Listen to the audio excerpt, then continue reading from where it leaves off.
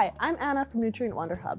Today for Storytime with Wonderhub, we're going to be reading a book called The Story of Grey Owl by Punshon.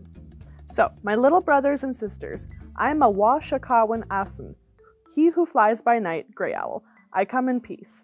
I come to speak to you of the mountains and the great forests and the rocks and the pure waters of our beautiful land, and the men and animals that have lived here for many moons.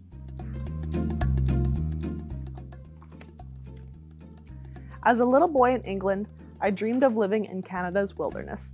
I played in the countryside near my house for hours, imagining what it would be like. I loved to climb trees and watch the wildlife that lived there. Sometimes I'd sneak a snake or mouse home in my pocket to keep secretly as a pet in my attic. I collected books about the North American First Nations people and grew fascinated with their way of life too. At age 18, I fulfilled my dream and made the long journey to Canada.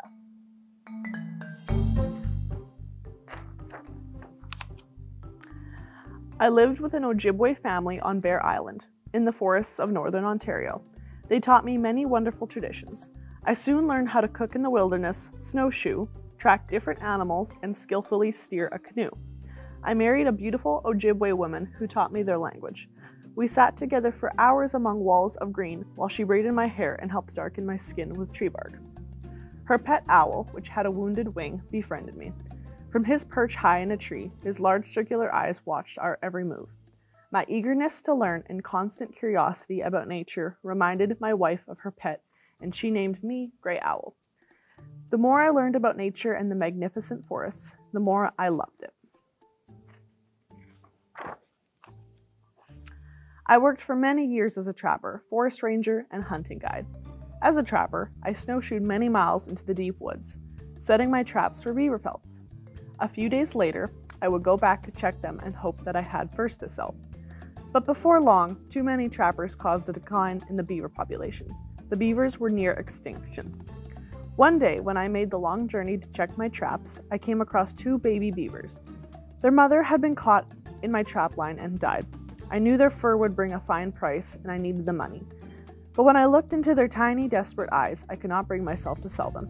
I named the beavers McGinnis and McGinty and called them the Two Macs. To my surprise, I found these creatures to be almost childlike. They whimpered for my affection and hung onto me helplessly with their little hands.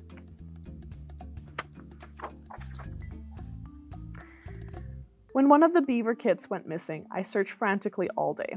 Then, as the evening sky turned shades of gold, I suddenly heard faint squeals from behind a wall of thick grass.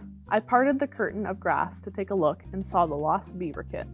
To my dismay, he was stuck in the middle of a muskeg. I stepped into the cold, wet muck without hesitation, instantly sinking up to my knees. I sank deeper and deeper with each move forward. With one hand, I grabbed hold of a tree branch that extended over the swamp. Waist deep, I was almost there.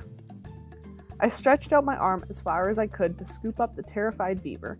I was neck deep in the cold muskeg before I could safely place him on dry land. Overwhelmed with relief, I decided to never trap beavers again. I am now the president, treasurer, and sole member of the Society of the Beaver People. A year later, I decided to give the Two Macs a more permanent home. I found a beautiful lake where they could continue to do what beavers do, build beaver lodges, and more importantly, make more beavers. My heart grew heavy with sadness as we said our goodbyes. After all, these wonderful creatures had become my children. Living in the wilderness allowed me to make more friends with all kinds of wildlife. One of my best friends was Charlie, a baby moose. He would appear silently out of the forest. The clip-clop of hooves prancing on my wooden porch signaled his presence. Charlie loved to poke his head through the top of my cabin door, as if to say, "Hello, Grey Owl, where are the snacks today?" Charlie's huge, shiny, wet nose picked up the scent of leftover bannock from my dinner. He would happily sniff and snort until I gave him some. As his velvety, soft mouth gently took the bannock from my hand, I noticed two large bumps growing out of the top of his head. I told Charlie he would soon have a tough time getting through my doorway. I adore the whiskey jackbirds when they come to visit me for food. They land on my finger to squawk, flapping their wings and telling me their daily stories. Squirrels often scamper up my legs to help themselves to the peanuts stashed in my pockets. I enjoy all the attention from all the forest creatures. But I missed the companionship of my flat-tailed friends, so I adopted 2 more beavers. Jelly Roll arrived first, and then Rawhide. Jelly grew to be big and bossy, and when Rawhide came along, she was very jealous. She constantly picked fights with him. But one day, as I was returning to my cabin, I heard loud grunts and hissing. To my shock and horror, Jelly Roll had been badly hurt, and Rawhide was defending her against an enormous built male beaver twice his size. The 2 wrestled viciously and tried to bite each other with their powerful teeth.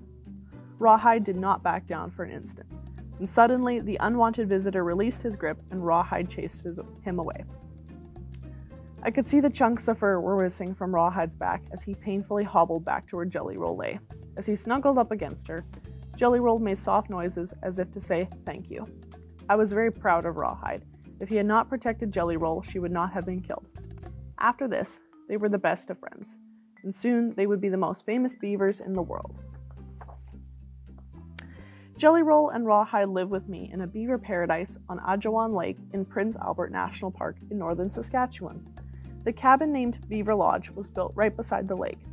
It has a dirt floor on one side with a hole near the wall so the beavers can swim directly into the lake from inside the cabin. The first winter, they stayed with me, Jelly Roll, and Rawhide, even built part of their lodge right inside the cabin. Using the front door, they dragged in branches, mud, and anything else left lying around. Jelly Roll does not like any mess near her territory, so occasionally I find my scattered papers in her junk pile by the window. I gave up trying to keep a decent broom because they love to carry it around in their mouths. The legs on my chairs and tables are constantly gnawed down and teeth marks on every piece of wood in the cabin. I made a special ramp on the side of my canoe, so when the beavers are swimming, they can climb up into the canoe for a treat of apple slices. Beavers are nocturnal, and I have become accustomed to sleeping in the day and writing at my desk during the night.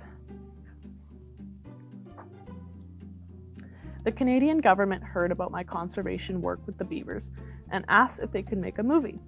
Film crews were sent out to Beaver Lodge, and Jelly Roll and Rawhide became stars.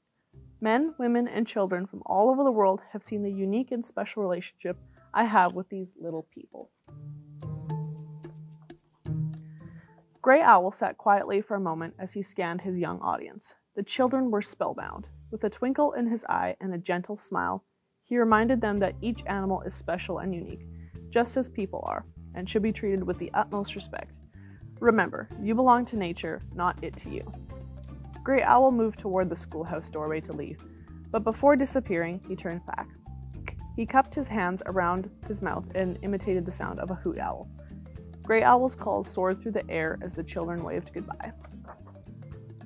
Thanks for joining us for Storytime with Wonderhub.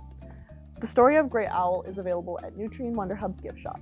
For future programs, follow us here or at wonderhub.ca.